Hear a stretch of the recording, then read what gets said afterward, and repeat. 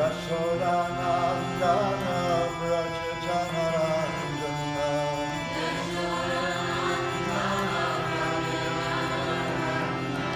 Yashoda Nandana Vraja Janarandana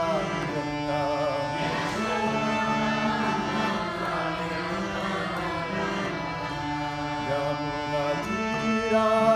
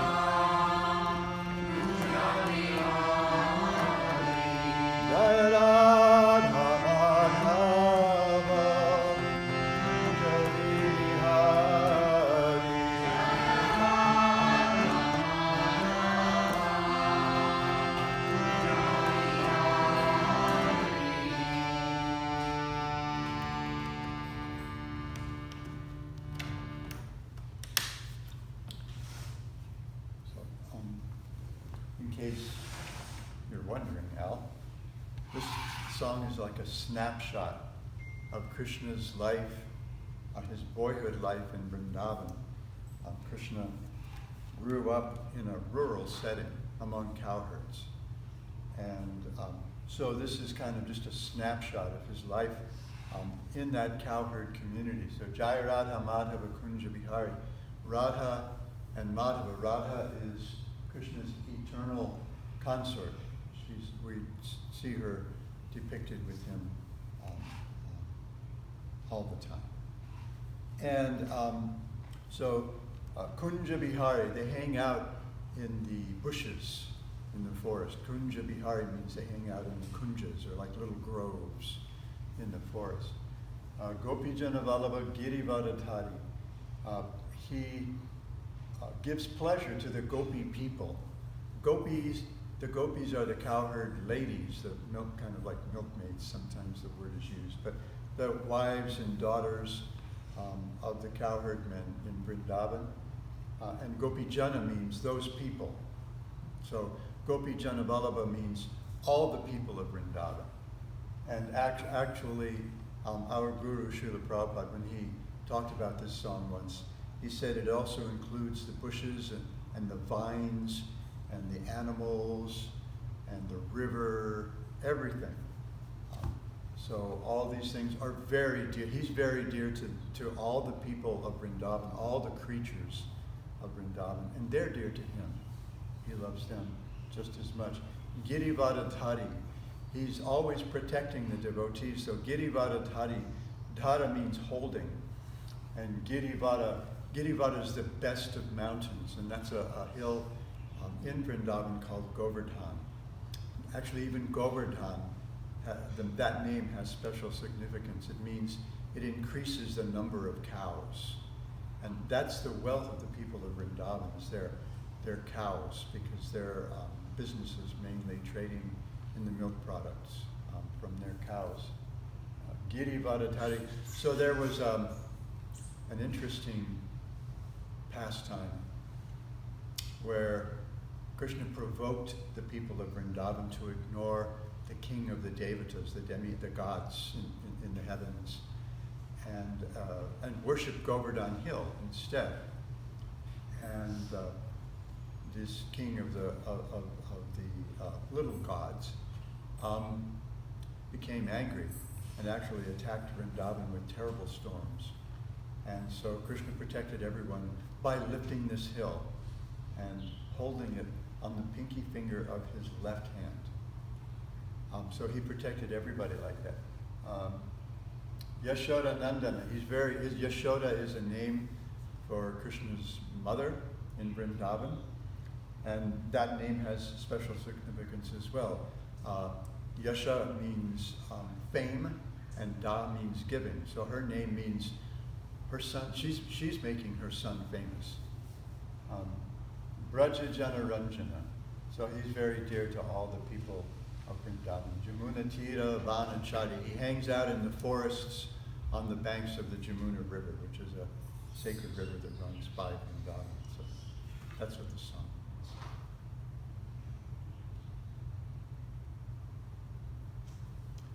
I can remember something of how at sea I felt, I think, the first few times I came to the temple. A long time ago. But I can still remember it.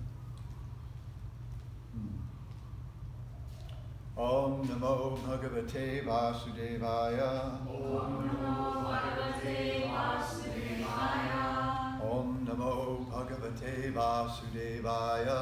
Om Namo Bhagavate Vasudevaya. Om Namo Bhagavate Vasudevaya. Om Namo Bhagavate Vasudevaya. So today we'll look at Srimad Bhagavatam,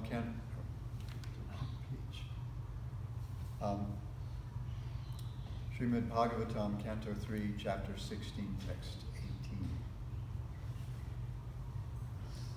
Sorry, I'm not tech savvy enough to have it up on the screen for everyone.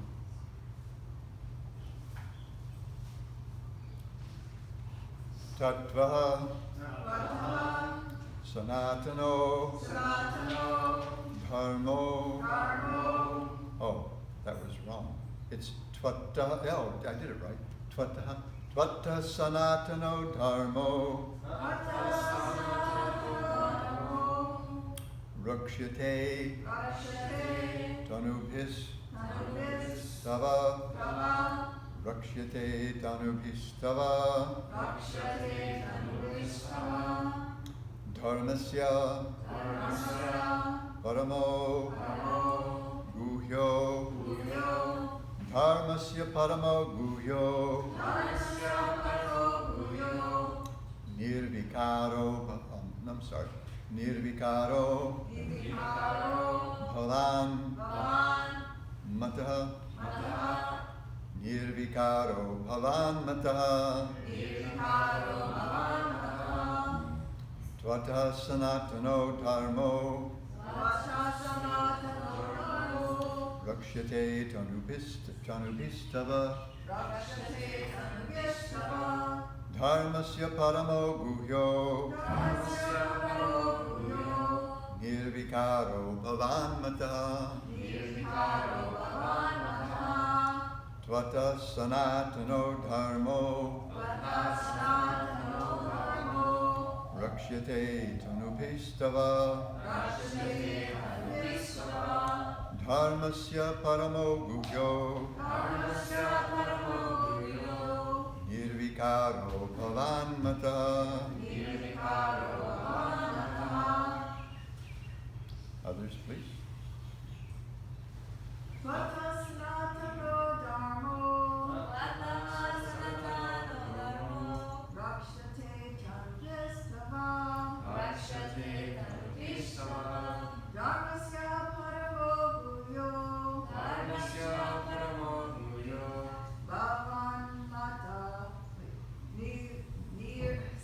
Someone just popped a message on in front of it. So what can I say?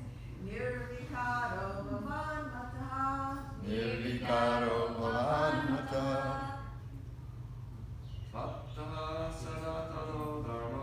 Tvata Sanatano Dharmo. Rakshate Tanubhistava. Dharmasya Paramo Guhyo.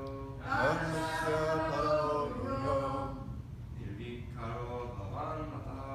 Nirvikaro Bhavan Mataha.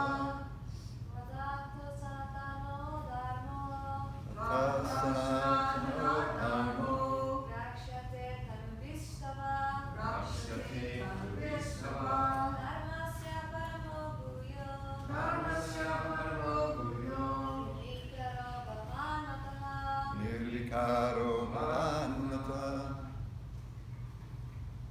The synonyms. Tvataha, from you. Sanatana, eternal. Dharma, occupation. Rakshyate, is protected. Tanubihi, by multi-manifestations. Wow, there's your 25-cent word for the day. Tava, your dharmasya, of religious principles. Parama, the supreme.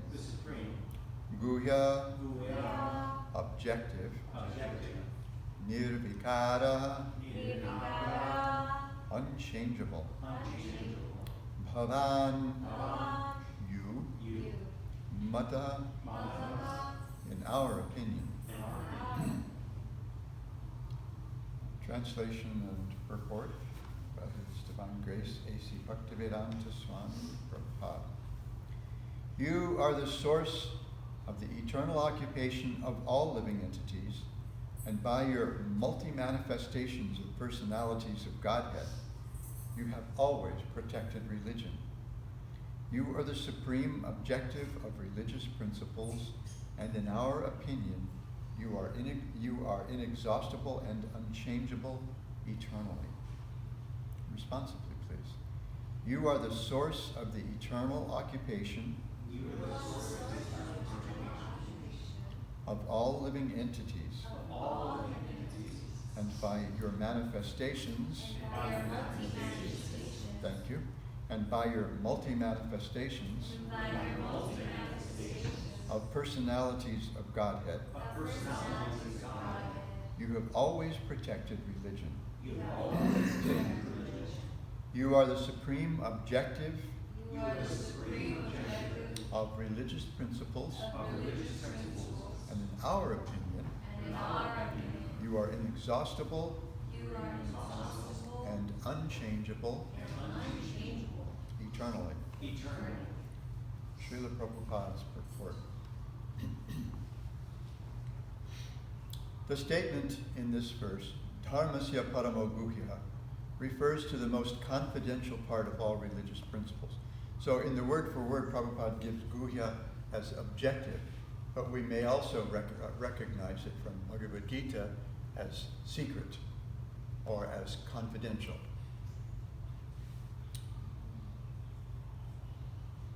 Mystery also. I'm trying to remember the line in Bhagavad Gita where Krishna says, the ways of karma are very mysterious. Something like Guhya Karma no Gati or something like that. It's very mysterious. It's hard to unravel karma. Sometimes we'll say, oh, wonder what so-and-so did to get that kind of a thing happen to them. We don't know. We can't know. Even Krishna admits it. It's a big secret. Very mysterious. So, Srila Prabhupada says the most confidential part of all religious principles. This is confirmed in Bhagavad Gita. The conclusion of Lord Krishna in his advice to Arjuna is, give up all other religious engagement and just surrender to me. This is the most confidential knowledge in executing religious principles. In the Bhagavatam, it is stated that if one does not become Krishna conscious after very rigidly executing one's specified religious duties, all his labor in following so-called religious principles is simply a waste of time. So those who know me know that as Srila Prabhupada makes these references, what am I going to do? I'm going to find these verses, right? He's not quoting them. There's no citation. But Grandpa's going to find those verses. That's why he's late to Guru Puja sometimes. So, so here, watch out. Here it comes. You can expect a little chapter 9, a little chapter 18. Expect a little from chapter 2 of the Bhagavatam. It's gonna happen. And this is, our budding Bhagavad Gita teachers know that this is one of my strategies for building a class. look for connections, right? Look for connections in the purport that you can make with other verses, and then maybe connections there. And if you have all day, then you can just keep going down all those transcendental rabbit holes. If you don't, if you have to give class in 20 minutes, you're not going to do that, right?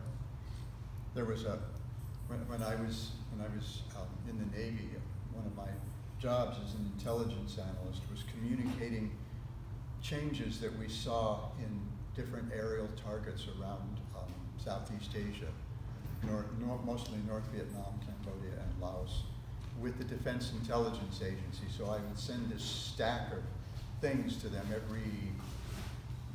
maybe twice a week or something like that, requesting changes in these different databases of targets.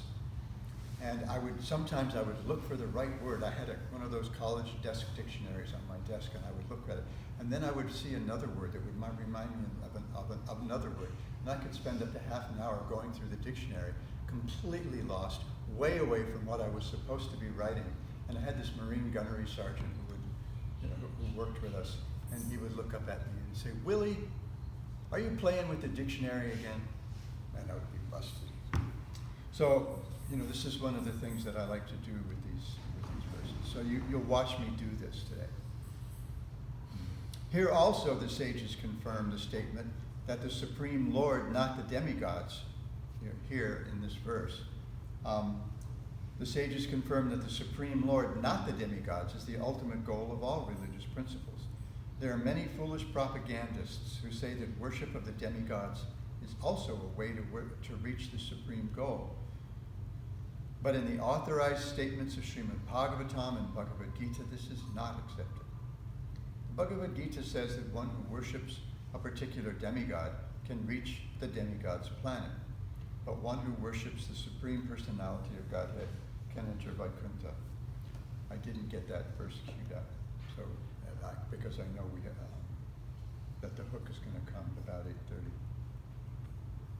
Some propagandists say that regardless of what one does, he will ultimately reach the abode of the Supreme Personality of Godhead. But this is not valid. This is a statement of the famous statement of the Mayavada, and Srila Prabhupada denigrated it quite frequently. Yatamat tatapat. Whatever path you take it, it'll take you to the same goal. What are these? All roads lead to Rome. Well, actually they don't. Some lead to London, some lead to Waukene, Kansas. So the result of devotional, where did I go? But this is not valid. The Lord is eternal, the Lord's servitor is eternal, and the Lord's abode is also eternal. They are all described here as sanatana, or eternal. The result of devotional service, therefore, is not temporary, as is the achievement of heavenly planets by worshiping the demigods.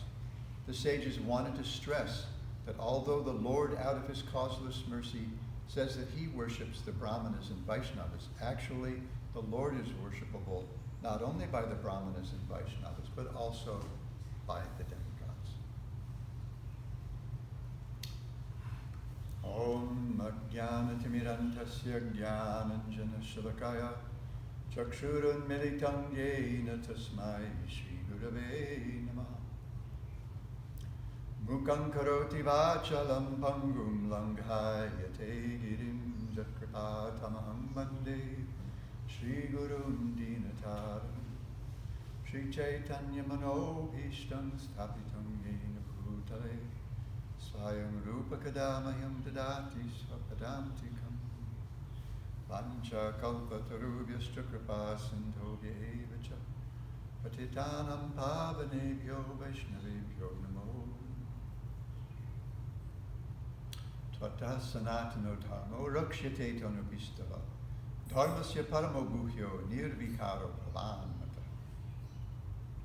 You are the source of the eternal occupation of all living entities, and by your multi-manifestations of personalities of Godhead, you have always protected religion. You are the supreme objective of religious principles, and in our opinion, you are inexhaustible and unchangeable eternally. There's so much in this verse and so much in this purport that it would have to be a full fast day to give it justice, to do it justice. But it's not. So I have to pick a couple of things to focus on.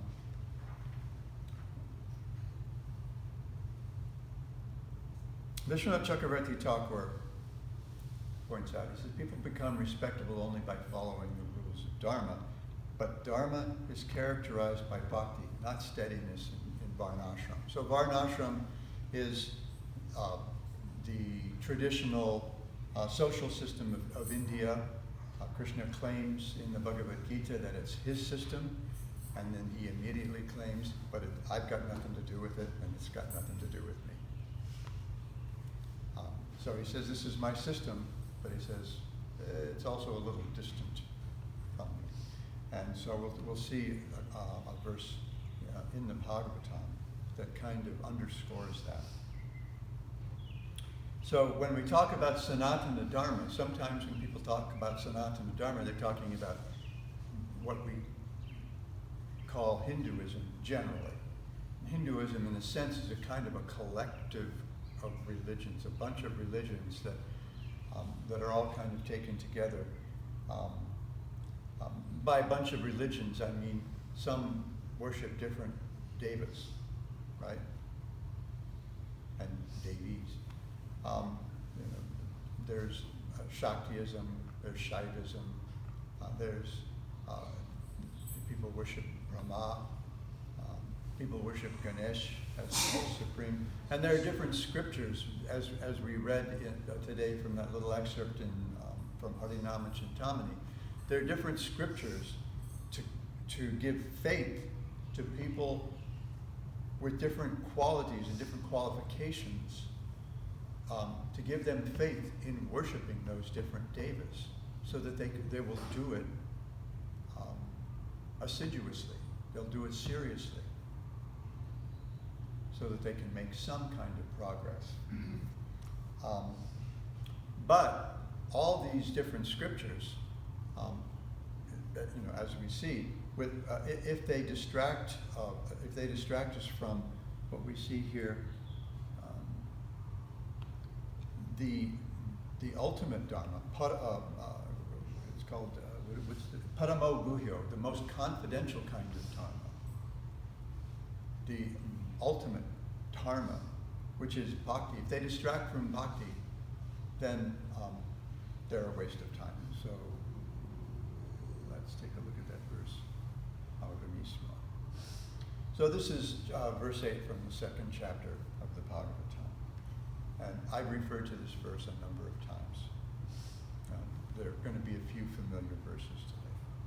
So this is Dharma Svanastita Punsam Vishvaksena Katasuya Notpada Yadiratim Shrama Eva Ikevalam.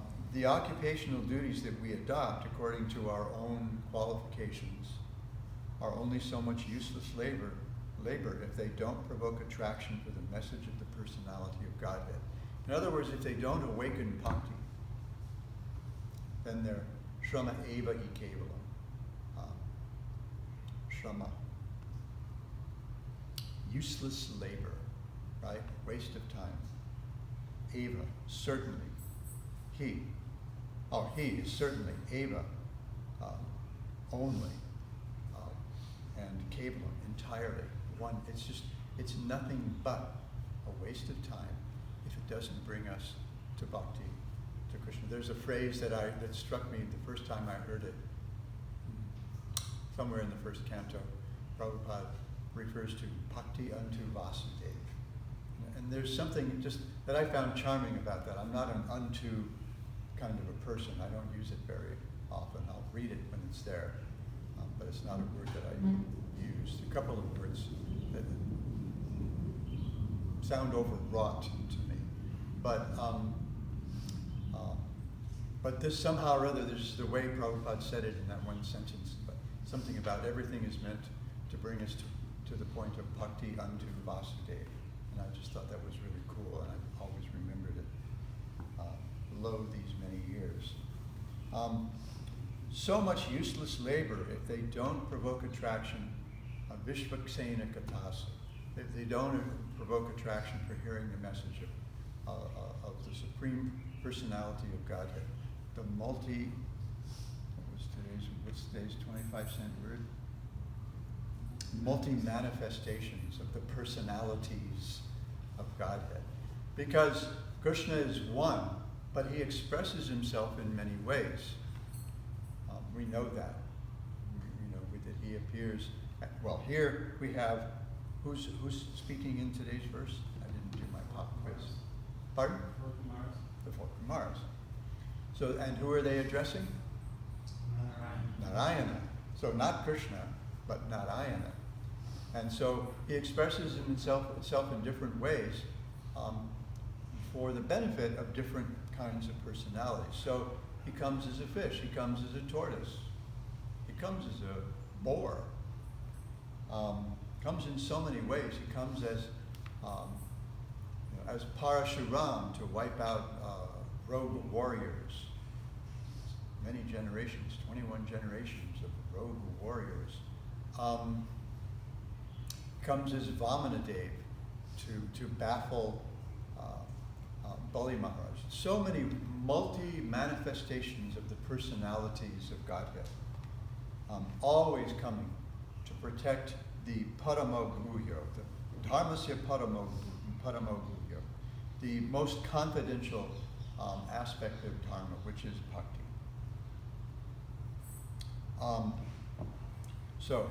And without that, Srila Prabhupada says, it's a waste of time. Whatever we do, perfect execution of Varnashram Dharma becomes just nothing but a waste of time, complete waste of time, unless it brings us to this point.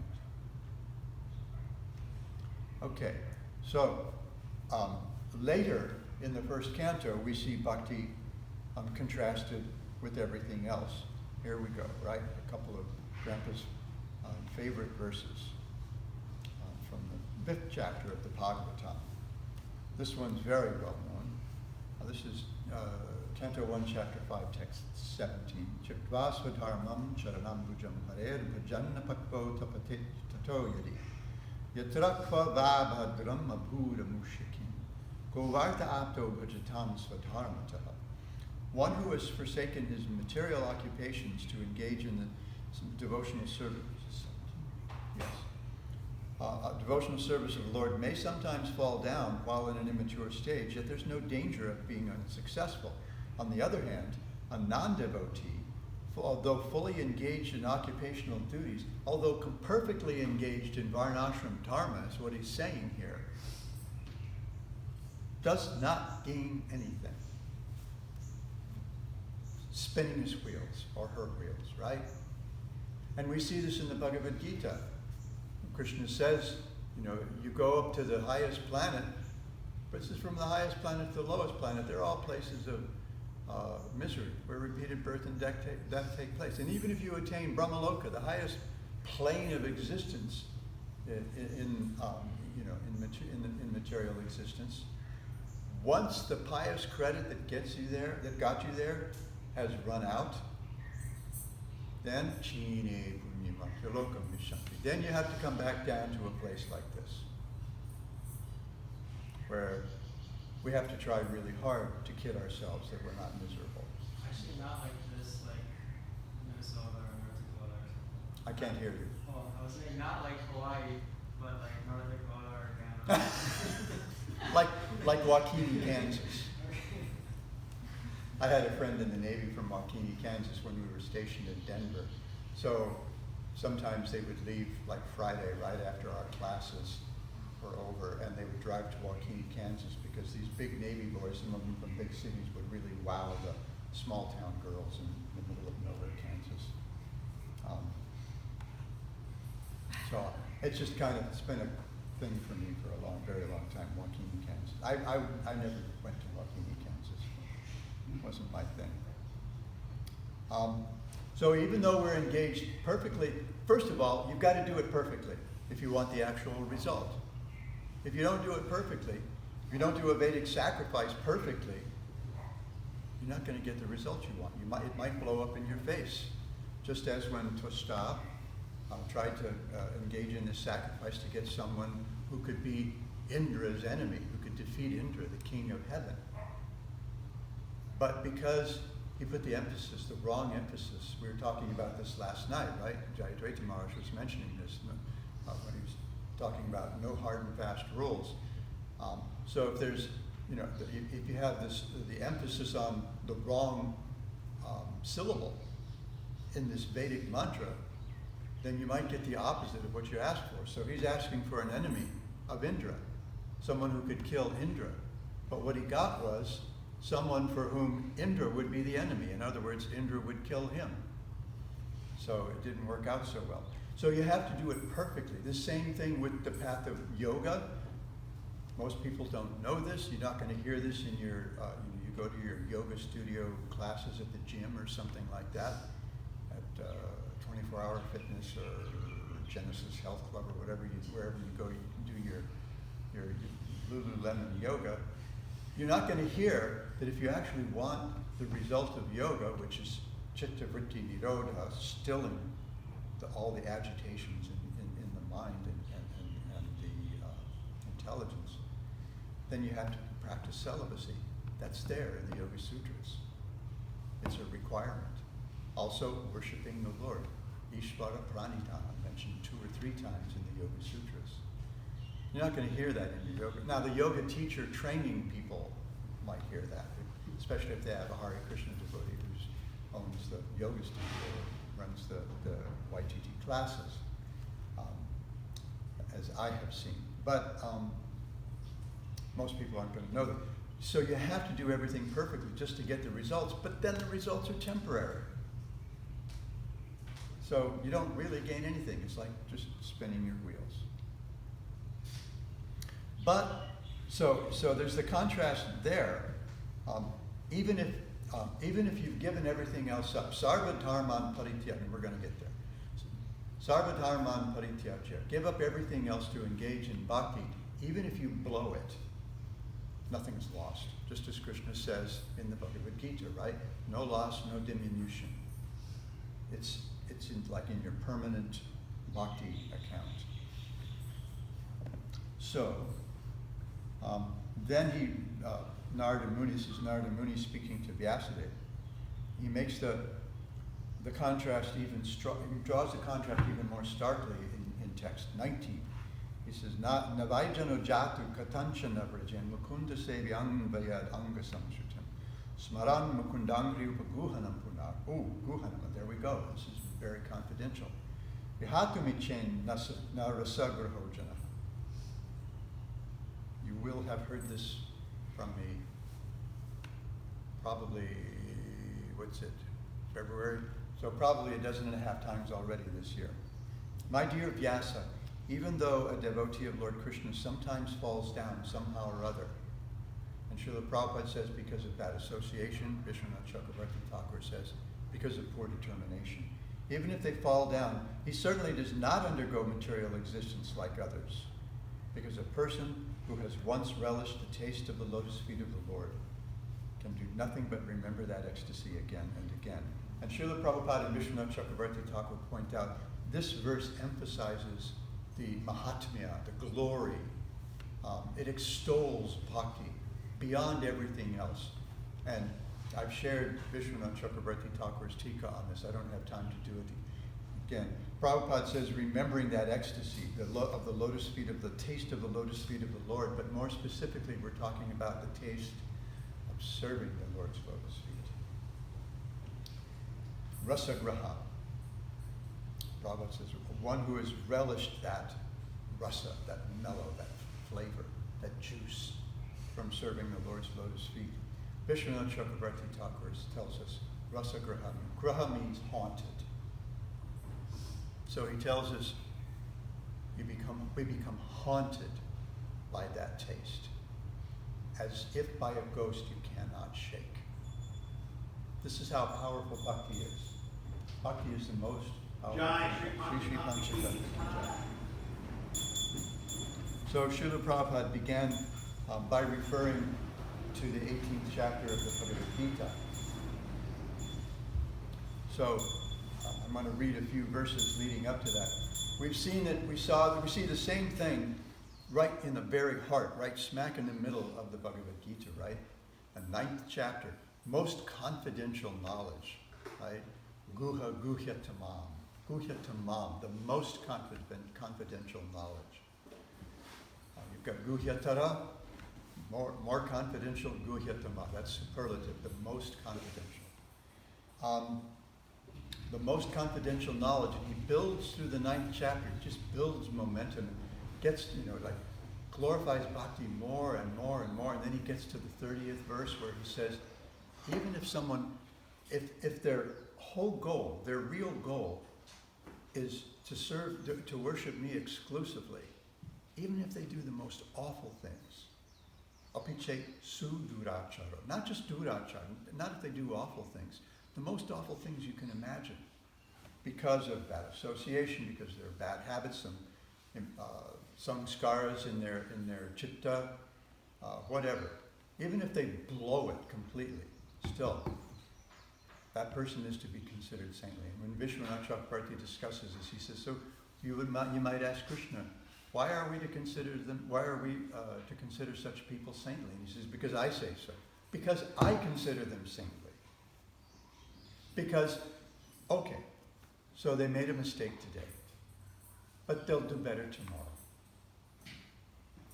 And the example that our acharyas or teachers give us is that if someone has a fever, but they're taking their medicine, tomorrow the fever will be better, and the next day the fever will be gone.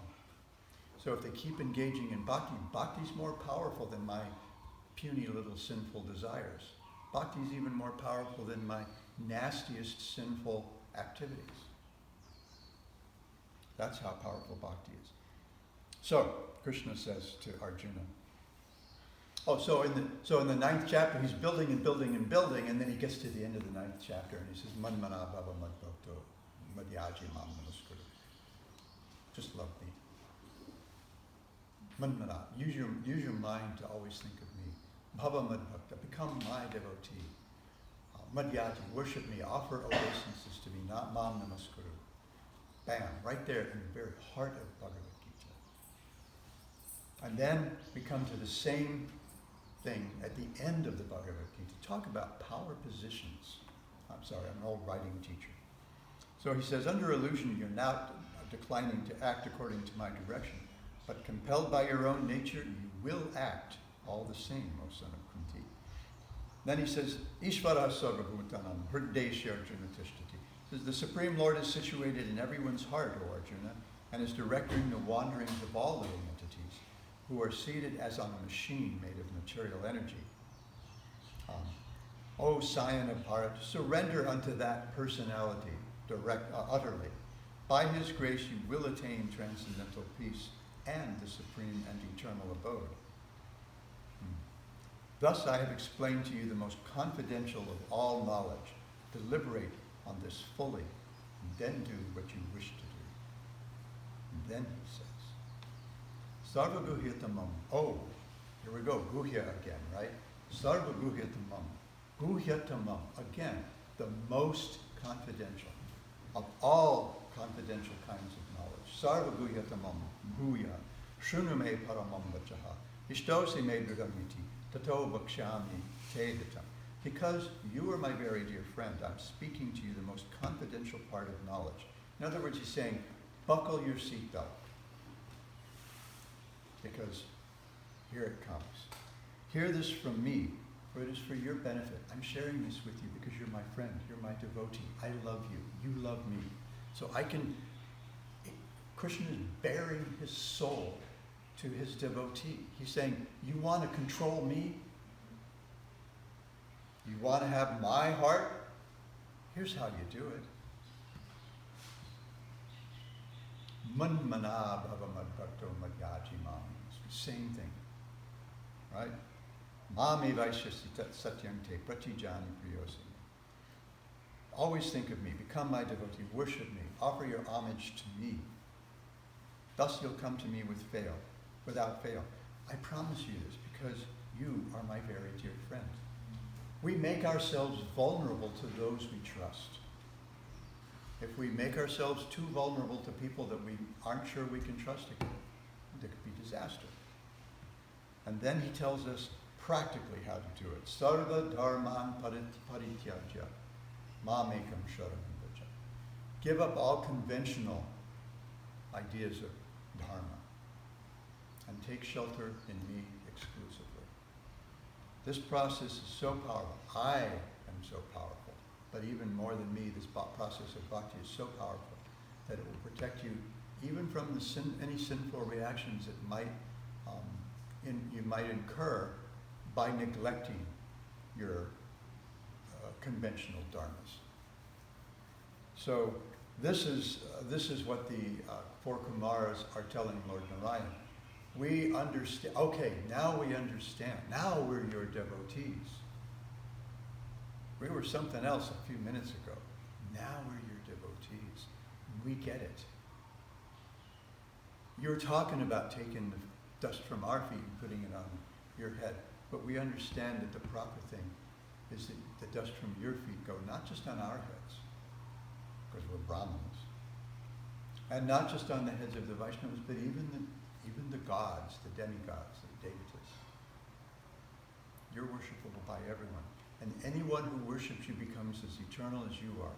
Or they realize that they're as eternal as you are. And they live in a place as eternal as you are. And what they do, bhakti, that's as eternal as you are. And Vishwanath Chakravarti Thakur says, otherwise it couldn't possibly be called Sanatana, couldn't be called eternal, and it couldn't be called nirvikara, without change, unchanging.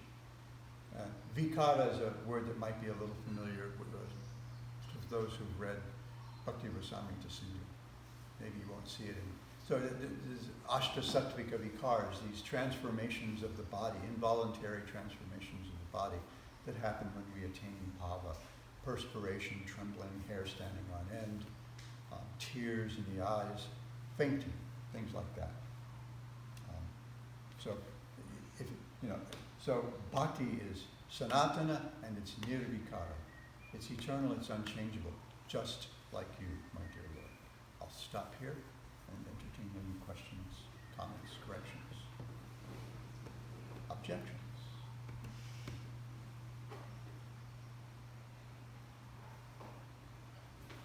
Rebecca. Thank you for an amazing class, Maharaj, and it's just, just wanted to, I know we're not supposed to, but I just wanted to say, I really felt what you said in this class. Oh, thank you. That's encouraging. I might be persuaded to do this again sometime. Anything else? Not about me? Maharaj, would you remind what bhakti means, like the actual translation? Oh, thank you. I talked about bhakti a lot. Bhakti means devotion. I mean, if you look in a Sanskrit English dictionary, you'll see that bhakti means devotion. But in practical terms, and particularly in a lineage like ours, when we talk about bhakti, we're talking about devotion to Krishna, and we're talking about not just a sense of devotion. Oh, Krishna is so cool. I like Krishna so much. And, we talk about it, we think, but it moves us.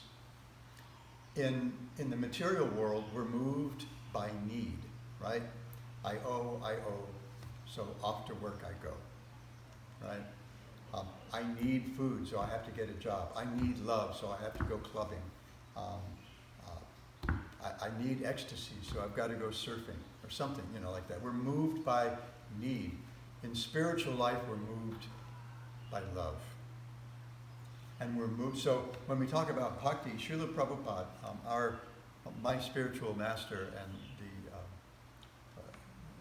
personality who brought Krishna bhakti out of India to the rest of the world, consistently translated bhakti as devotional service. So it's an activity. So we do things. We express our love by doing things, just like we express our love for each other by doing things, by giving gifts or taking each other out to lunch or dinner, or sharing our hearts with each other. These are all activities, things that we do. It's like Valentine's Day. You get chocolate for your, or roses, or red roses, or whatever it is for your beloved. Or you make a heart-shaped SCOBY. That happened to me once on Valentine's Day. I checked the SCOBY and it was shaped like a perfect heart, and it was February 14th. So we do things. So when we talk about bhakti, we're talking about serving the absolute, serving God out of love, out of affection. So it's an activity. So you see us, our bhakti is active. We get up early in the morning. One of my English professors, when I wrote an essay describing my alarm clock once and how it was set for 4 o'clock in the morning, this was an English professor, and when I was an English professor, I actually wanted to meet her when I went to that same college for a statewide convention. I wanted to meet her and show her, Professor Blanton, you're one of the influences in my life that brought me here. So I didn't get to do that. She had retired and moved to the mainland. But so she wrote in the margins, "What an ungodly hour." And so I went to her during office hours, and I said, "Professor Blanton, actually, that's exactly wrong. It's the godly hour." So we get up early and we come and we sing and dance together. And then we have our little quiet meditative japa chanting like you experienced this morning. And then we come back together and we do more stuff. And then during the rest of the day, you'll see the devotees will be engaged. This place was like a beehive, a spiritual beehive yesterday. Rebecca and Ananda were in here making the temple rooms sparkling clean. Irina was making the other rooms sparkling clean all morning long. They were just like bam, bam, bam, going. And Cubby's out there doing his thing, he's just all over the place, just making sure everything's squared away. Scott was out there working on Jaikopal, the hut where Ananta is staying. And so it's always activity. So when we talk about bhakti, we're talking about serving the Lord out of love. Thank you. That was the perfect question. And this is a good place for us to stop so that we can engage in the next devotional activity.